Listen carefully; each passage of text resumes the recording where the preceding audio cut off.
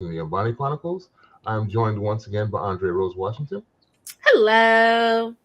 She is the author of Adlithia, Elendil, and Almond Tree's Magic. So if you like sci-fi and fantasy in addition to my stuff, go check her stuff out. There will be a link to her website. We are also joined by Jordan Pennell Jackson. Hey everybody.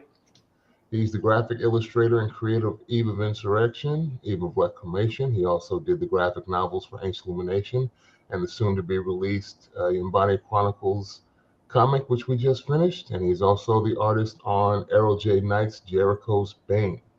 Link to his stuff, his Shopify store, will also be available in the description of this episode. Today, we're back again to talk some more Vox Machina.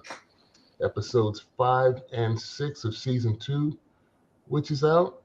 So spoilers for anybody who hasn't watched at least that far into the second season. We've all been, I think, enjoying this show as we've gone along. It's been interesting. I still love the art style. The comedy of the show is really cool. We're starting to get more background, I think, for each character. It's like they're almost taking turns. Because I think season 1, we got a lot of background about Percy kind of behind the scenes. We kept having those flashbacks. Pretty Percy. Yeah.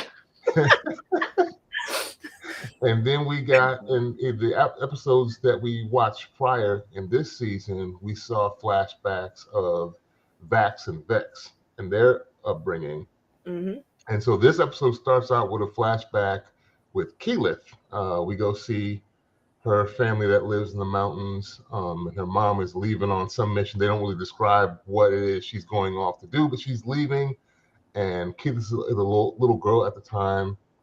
She's afraid of fire. I was getting some real, we discussed this offline, some Avatar Last Airbender. Oh yeah.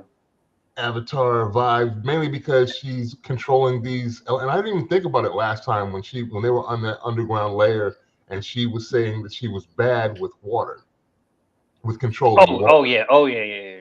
So I wasn't even, but the air bending, water bending, earth bending, fire bending thing wasn't really hitting me there. But here it was like really in your face that she's afraid of the element of fire. And her mother says, no, we can pass through fire safely. It will only harm you if you let it. And she's kind of in the clouds because she knows something is wrong. And they're nearby a place where she knows her family is. Vax is like, no, we need to stay on point. He seems like sometimes he's seems to have feelings for other people, and then sometimes he can be really heartless. He's like, yo, we got to stay on mission. We gotta save the world from these dragons. Yeah. I feel like, though, that's not 100% him. I feel like it's a lot of also maybe the vestige is like making his personality a little bit more serious than what he has in the past. Because I feel like pre-vestige him would have been, all right, I guess we have time to do this. Or like, guys, I don't know if you should, but okay, let's just check it out. But I think it's the vestige that is almost say, no, stay on task. Like, put your blinders on, stay on task. Because this is not last season him. Yeah. They also have gone through a lot, like seeing, you could also kind of say because like witnessing his sister die and seeing the kind of stakes, there's more stakes here, so he has to take this seriously. Yeah. It's just interesting what they're all kind of going through. They seem more together, obviously, than when we first saw them in season 1. They're a true team now, and they're starting to notice each other's quirks when there's changes in the disposition of one party member. Like Pike is paying a lot of attention to Grog because he's going off to talk to his sword a lot. He's like, while he's in the bathroom. Yeah. Scanlan, are you talking to your dookie? He's like, yeah, can you play me some music? Because I don't want everybody to hear me go boom, boom. He's down there talking to, what do you call it? The Craven's Edge is the name of the sword. He's talking to it. I'm wondering if we're going to get, it seems like they're hinting at us beginning to get a little bit of his backstory too. I don't know if you guys caught that. I don't know if it was in this episode or the next. Yeah, it was at the end of 5. We see people who look like him. We see, and they're calling themselves the Herd when they're giving some tribute to the dragons, and the Herd is pleased or something like that. So we're seeing more people that look like him. So it's looking like they're opening the door for his backstory because him and Scanlan, I think, are the only ones we have yet to see like them before they joined the group. So it'll be interesting to see if they flesh that out. I think it's probably still doing well, so it should get another season at least. But we know how. Oh yeah, this show has I to ain't get worried another about season. that. I'm not worried about that. Yeah, Well, they have to get you another say season. that, but I tell you, a lot of seasons don't make it past 2, mainly because the streaming services, the people that run them, don't believe that they can get new subscribers for season 3 and beyond. It's hard unless you're like super popular. I mean, they are. They had all this backing prior to this show even dropping, so they got more. So I think they're gonna be fine getting renewal. They better be fine, because I will go down to Amazon and like knock on their door and be like, "Hey, don't become the next Netflix. Don't become the next Netflix." Like Can't they, for the first season. like, you have a great show, you have a great following, people love it. Don't worry about getting new subscribers. Worry about keeping your subscribers. Because if you that's have the the thing. show, That's It's a they're money trying to, making business, guys. yeah, they're it trying to is a keep, money they're making trying to business. keep Yeah. But subscribers. Netflix is losing a lot, because that's another conversation for another time, because people are canceling. So make sure you keep the bag, Amazon. Don't mess up your bag because you're like, oh, we'll bring something else in when you already have something we love. Yeah. So yeah, Keelan gets frustrated with Vax and decides she just turns herself into a bird and flies off into the mountains anyway to see what's going on. This before or after Scanlan hops on the little broom thing to see that there's something It's wrong. like right after that, because Scanlan sees the volcano, and then she like leaves. Yeah, then she bounces like, y'all ain't gonna listen to me. I need to make this stop, so I'm gonna make this stop. She just flies off, and eventually they make their way up there, and you find out that this fire dimension has been opened, I guess, by Thordax, wherever the fire-breathing dragon that's leading the conclave escaped from. That apparently the people that trapped him there, when he freed himself from that dimension, opened this rift and then destroyed whatever was holding it closed. So I know it's the Ashari are Keyless people, and I forget what the fire people's name is, but they're the ones in the mountain that's now in danger, that her people have gone to help, and both of them are in danger of being like wiped out by these dragons flying through this portal. It is very interesting because I know you guys were like, you definitely got Avatar: The Last Airbender, and I guess I didn't get it only because she's not like the last of her people. If it was like for Vax who had the powers, I would probably see it. But in my mind, Avatar: The Last Airbender is like Aang is the last of his people. So like, but there's still, it's not a direct one-to-one correlation, but a lot of commonalities with just bending elements. I went back and watched it, and I saw it, and I was like, oh, okay, I understand how that connection was made. But in my mind, Keyleth is a shapeshifter who talks to trees. She's not, she uses the elements, but in my mind, it's more, you're a shapeshifter who talks to trees and can do portals. I never saw her as a bender, and now I'm like, okay, I definitely see how she could be definitely a bender right now.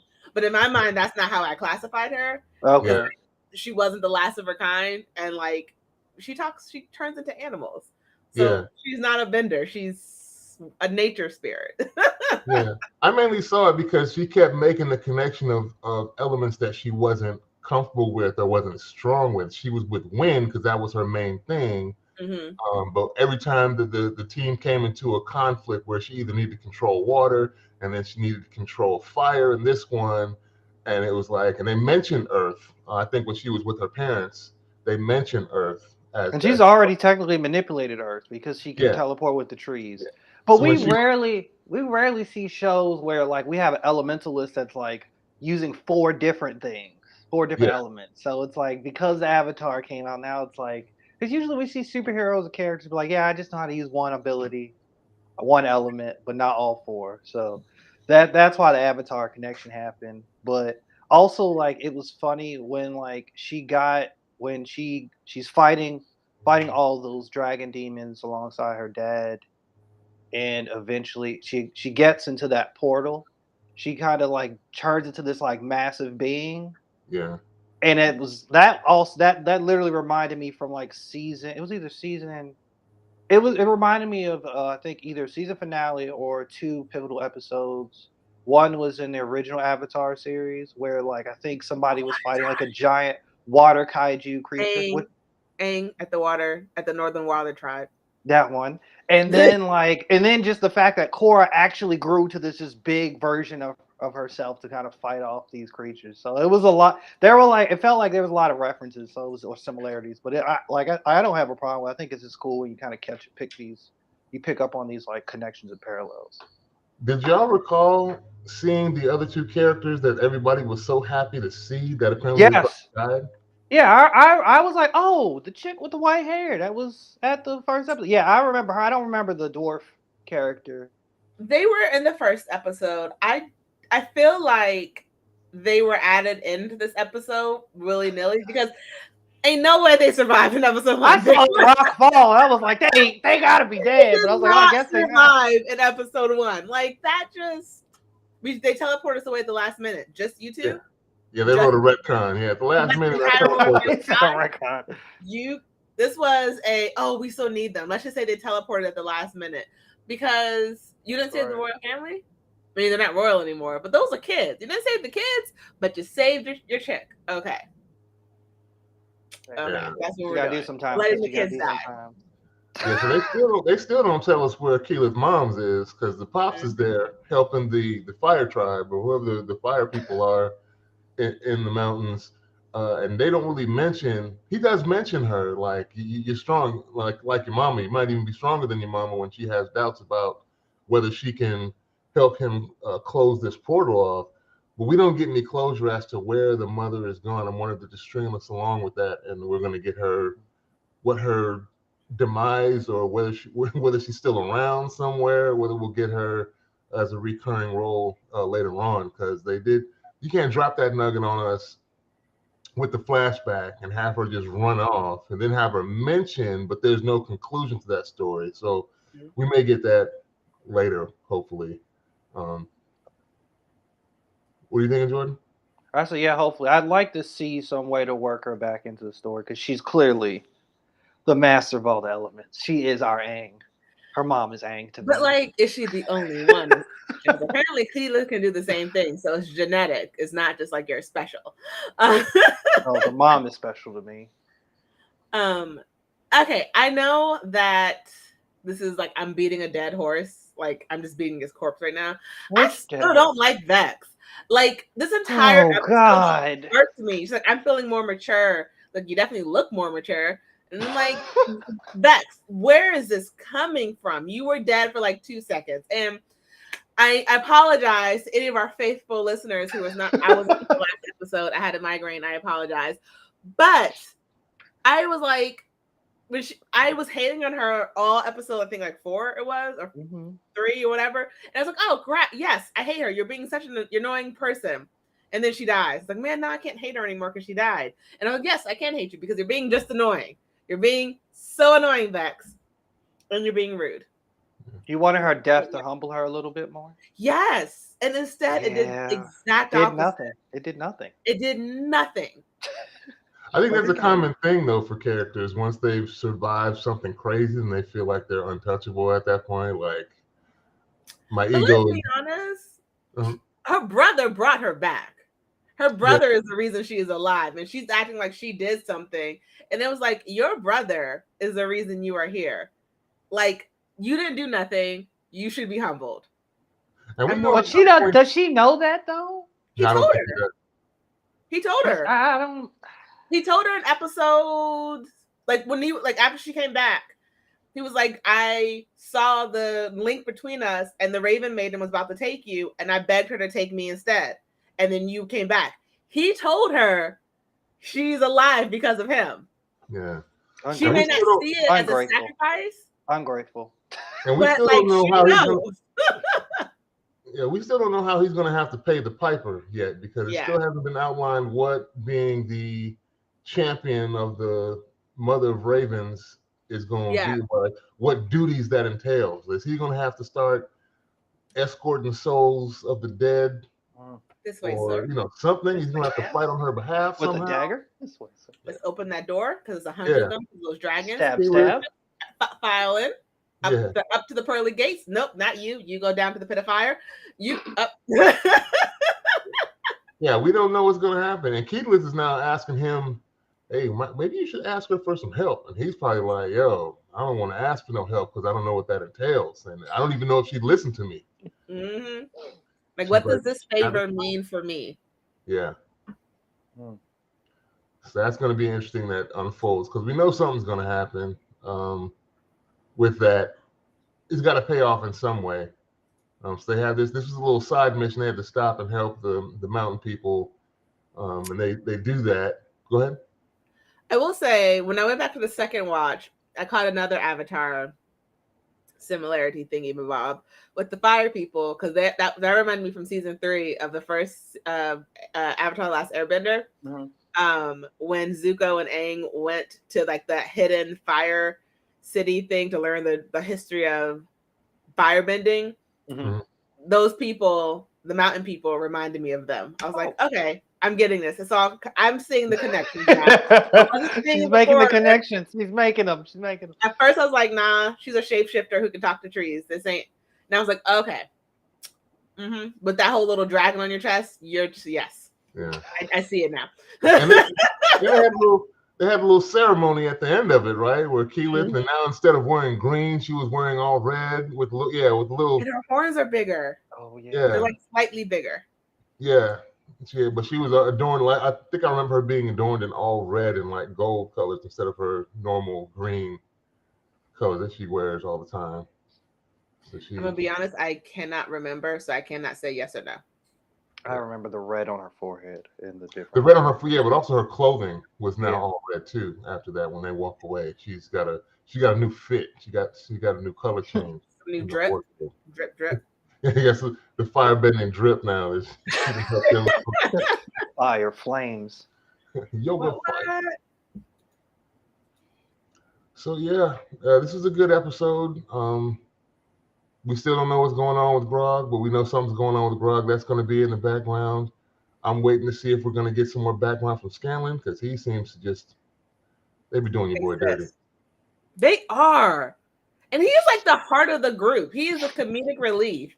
He truly cares about these people. And they just keep like looking at him like, you just here. And I'm like, this was not here in season 1.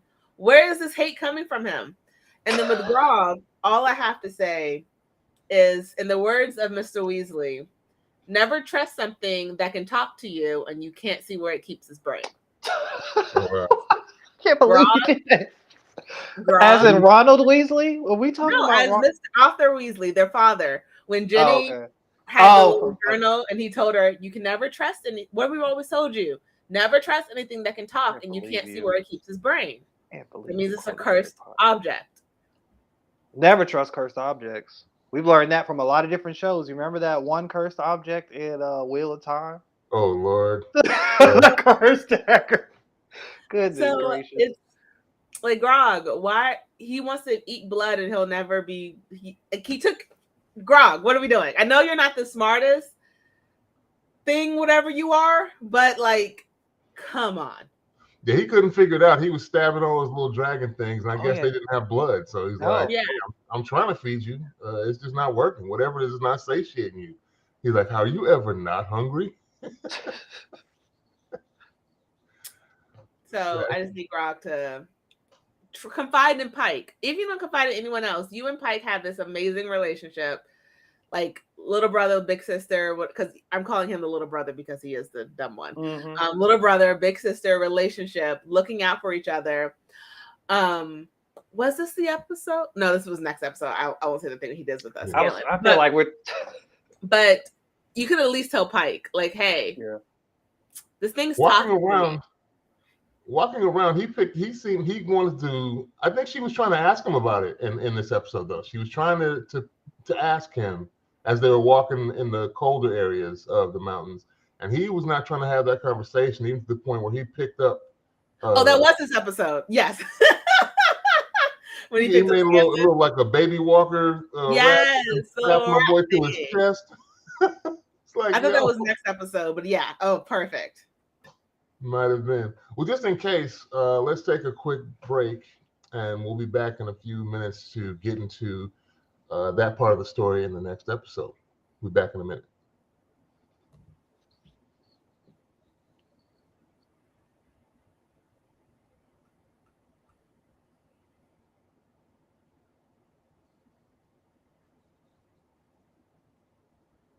Welcome back to the second half of the Askari Cast. My name is Rod Van Blake, and I'm joined again by Jordan Pennell Jackson. Hey, everybody. And Andrea Rose Washington. Hi. And we're continuing our talk on Vox Machina, getting to the end of episode 5 and into episode 6 of season 2. So once again, spoiler alert if you haven't watched that far. Pike is trying to ask about what's going on with him and the sword and why he's so intensely focused on it. And she seems to be like the only one that has this concern. I mean, she talks to Scanlan about it, but he doesn't really pay it too much attention. And I guess the rest of the crew is kind of oblivious. But she's like, he's got an unhealthy attachment to the sword. Now he's talking to it. Where's he been? I thought he was going to the bathroom. I don't know what's taking him so long. And I think one of the Vats is like, this is grog we're talking about. So evidently he takes long bathroom breaks in the woods when they're out on camp. So he didn't seem to be too concerned. What do we think the favor is Scanlan wants from Vex for giving her the broom? Nothing good, but also nothing bad. Because I don't feel like he would cross that line. I don't feel like he would cross a line he can't come back with anyone in that group. So I think it'll be something like embarrassing or like annoying for her, but nothing that's like, how dare you, you know? Yeah. Mm-hmm. It'll be like, oh my God, dude, are you serious? It'll be one of those. Because they're making it seem like it's going to be something physical, like just because that's how Scanlan, how he jokes around so much is usually what he's talking about. He's always said like, I'm down for anything with anybody. I got a lot of love to give. This was an interesting episode because they actually find the mate of the other Sphinx, and I think, isn't Vex the one that finds the entrance after they've left the city? She uses the flying broom to go up and finds the entrance to where the Sphinx is, so they can find another of these vestiges that they need. So yeah, they go up there.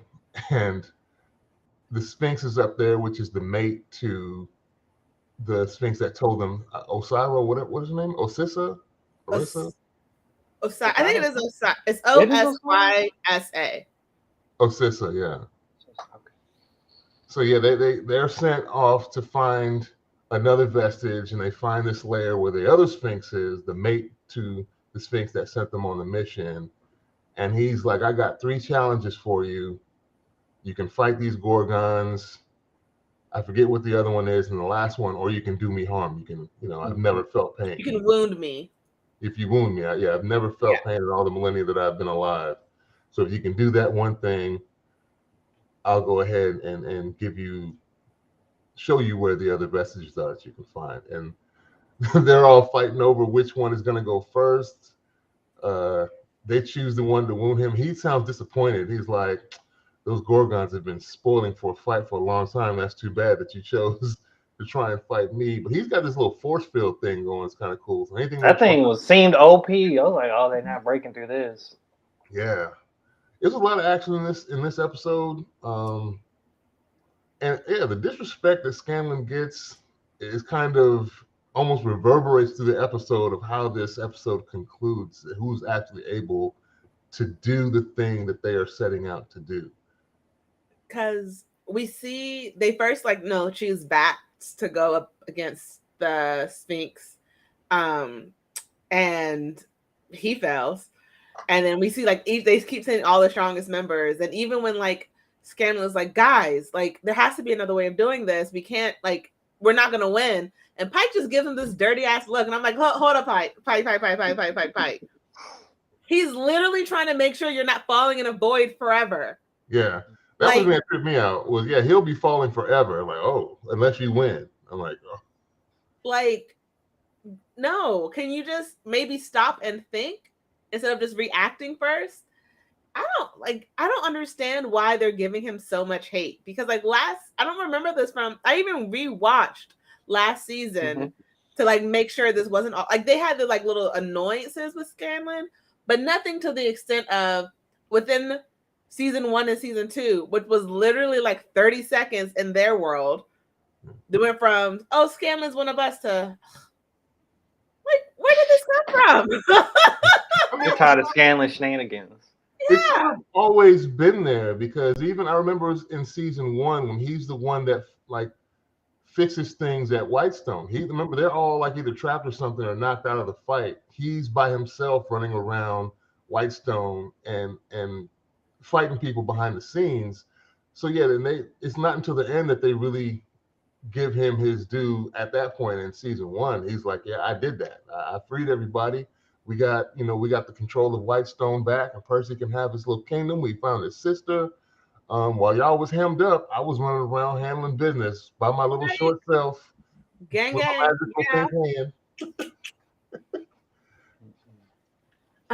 But I did like seeing that Scanlan was the one who solved it, and he solved it in such a beautiful way. That was hilarious. That was so hilarious. It was a musical. It was great. So I allowed it. I loved it. I was like, I allowed this musical moment. This worked. Yes.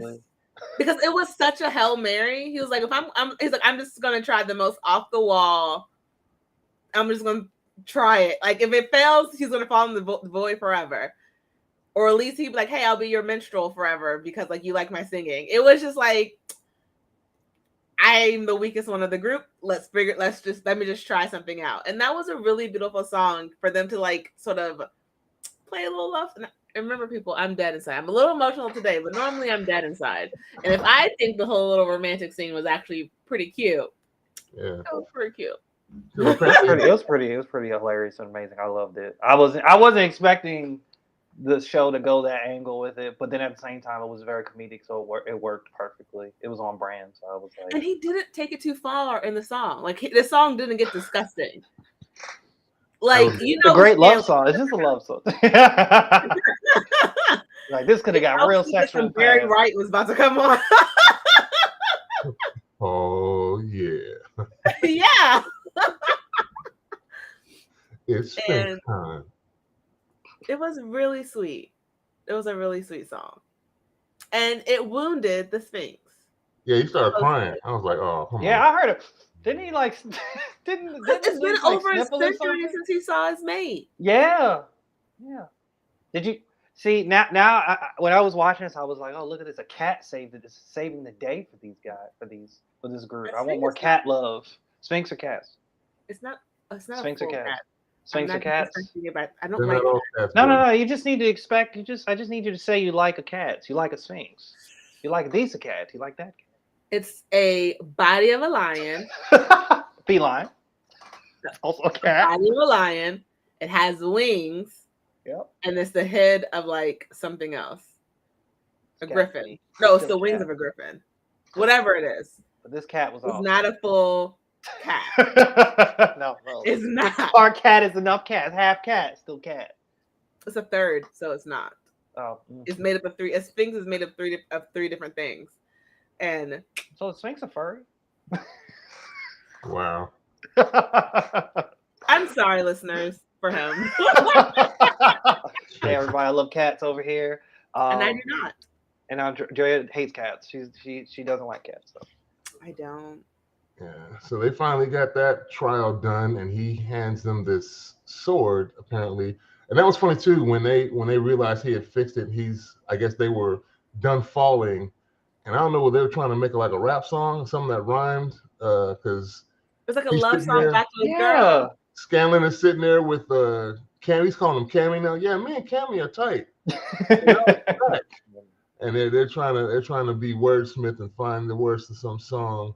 He gives them the vestige, which is it looks at first it's some huge sword. Apparently, it'll give him sight to see where the other vestiges are. So he's like, I'm not going to tell you where they are, but this talisman will tell you where they are. And at first it looked huge, and I guess it shrank down to be Scanlan size. Mm-hmm. And just as they're about to pull up and leave, this other, I guess the poison dragon popped up. I don't know. The acid rain dragon, whichever one. Yeah, he pulls up and starts fighting with Cammy and won't let them leave. Destroys my boy's sanctuary.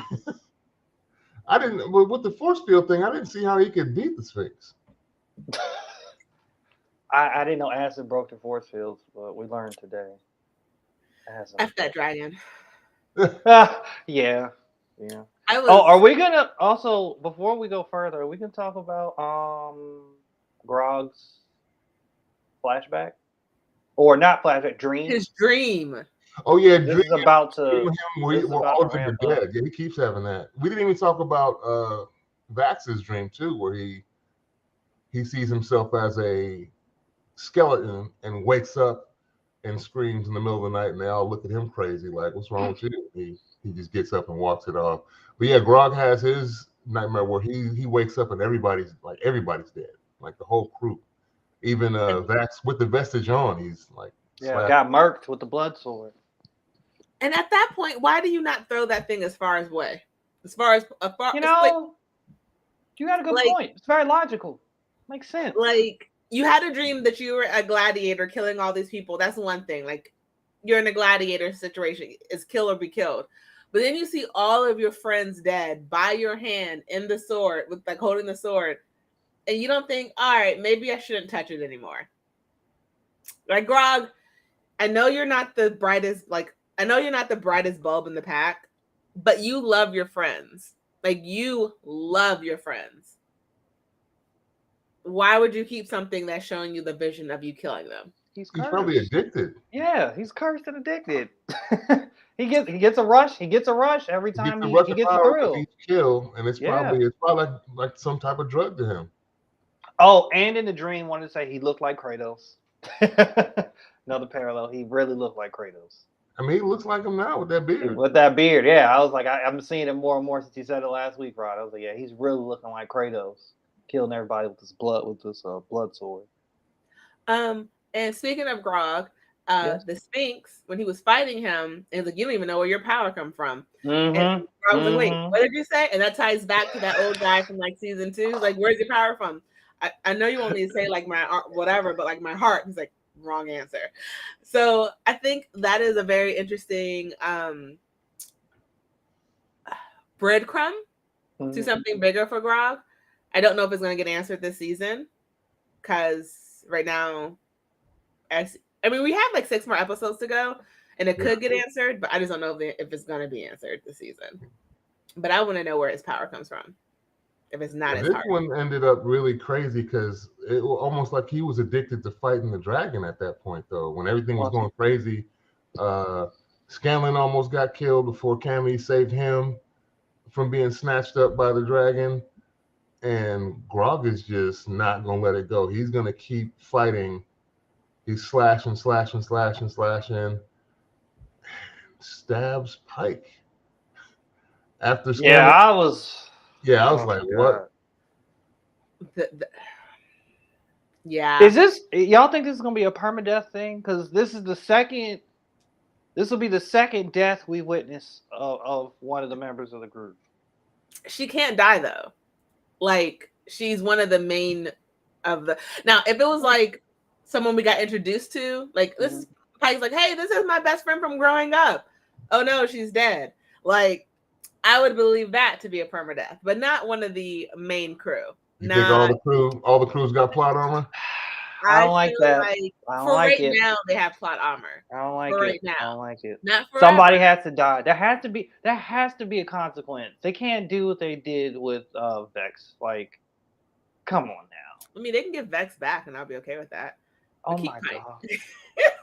I mean, Pike is great, but Pike is awesome. We can't keep doing this, like playing with my emotions like this. Like, we dealt with Vex, and now Pike is trying to stop Grog from going, going full blood berserker mode, and it results in her getting stabbed up. Like, come on, like I don't want her to die. I'm gonna be sad if she's actually dead, but at the same time, it needs to be like a consequence. So I'm like, and we don't even know where they are at the end. What's up with Keyleth? She was unsure about everything, and now she can just draw triangles in the ground and then automatically teleport. Where did she get that ability from? I was very kind of confused. Walking through the other plane somehow, I guess. She walked back and forth now. She can. That reminded me of the Bifrost. That's what that made me think of. But see, the thing is, the thing with Keyleth is that she knows how to, she theoretically knows how to do all of these things, but doesn't have the belief that she can. And so, like, I feel like, because every time they need to, we've seen that she can do portals to the trees. We see that she shapeshifts. We see that she has all this like magical power, but it's like she has no belief in herself. She's very insecure, and so that's why all of her things keep going wrong, is because like she doesn't believe that she can actually do it. And it's like, girl, I'm gonna need you to get some self-esteem ASAP, because if you can port us to another dimension, I'm gonna need you to know how to do that and not to do it like, I think I'm doing the right thing, because I don't want to be ripped in half going to the wrong, like getting split up between two different dimensions because you are afraid of trying. See, that's the only thing I really can criticize the show for. I mean, I like the characters, I like the action, the art is nice, the comedy is cool, the blend of everything is perfect. But with fantasy, you really have to stick to your rules once established. And with her, they seem to be ever evolving. So you can't really keep track of what should be happening and what shouldn't. She seems to be the proverbial, the genie gives you 3 wishes, and she's always giving this 4th wish when it's convenient to keep things moving. But I mean, that's all I can really say. Everything else is awesome to me as far as everything else. I like the story, I like the characters. I'm curious as to where they're going with it, but we need to get a base set for a foundation for Keela. If there's a jumping off point, then I can understand, okay, she did this, that elevates her here, and now, like you said, maybe it's a self-confidence thing that she just needs to be more confident in what she's doing and know that she can do what's being asked of her. I guess because they give us a few times where she fails at first, and then when it really counts, then all of a sudden she's successful. So that seems to be the ongoing thing with her. But sometimes it's just like she's getting these new abilities. Because like you said, the teleporter thing was from like these little mini world trees, and she has to know exactly where that tree is. But this time, there is no tree. She just draws some runes in a triangle on the ground, puts her staff on the ground, tells everybody, hey, you need to get your butts over here.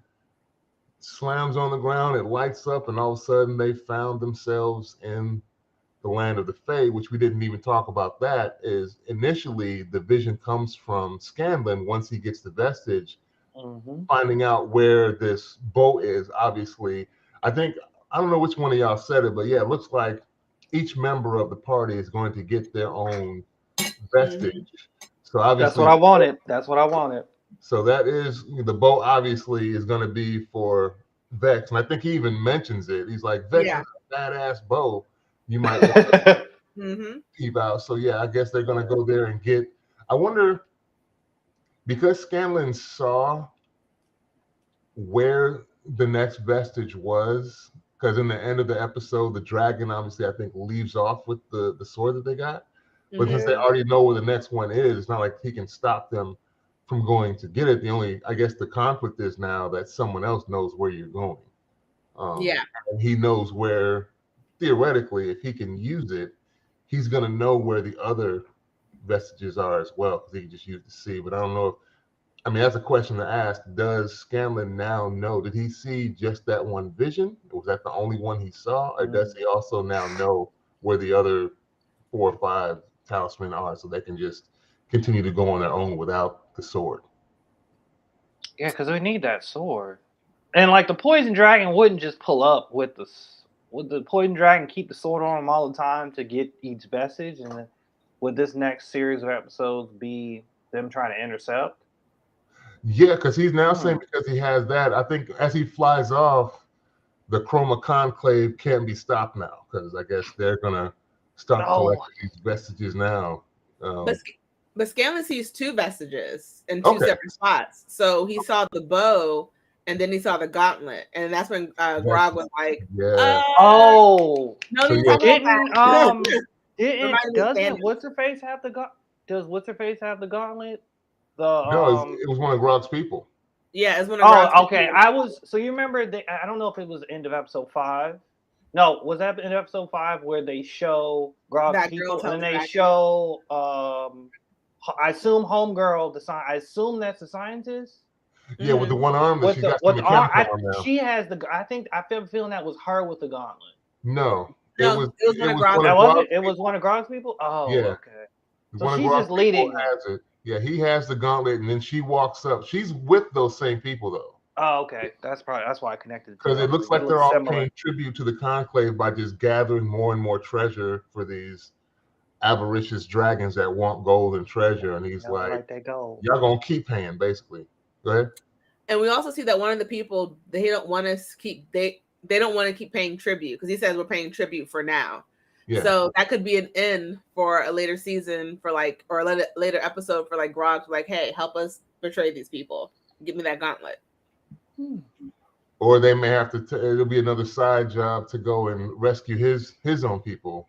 That now he gets to reconnect. Just like they saved the fire wielding elves up in the mountains from them, so now they have to do the same thing. And Grog's going to be like, "Hey, we need to make this detour, save my people over here."